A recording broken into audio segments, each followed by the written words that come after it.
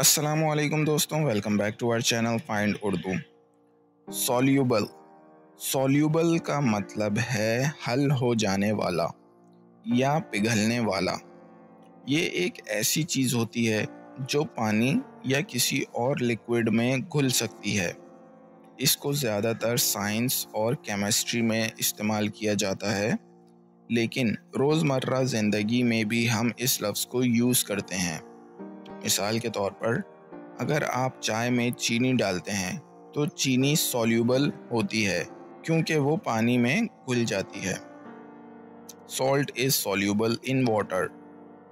नमक पानी में हल हो जाता है। तो दोस्तों, ये था सॉल्यूबल लफ्ज़ का मतलब। उम्मीद है अब आपको समझ में आ गया होगा।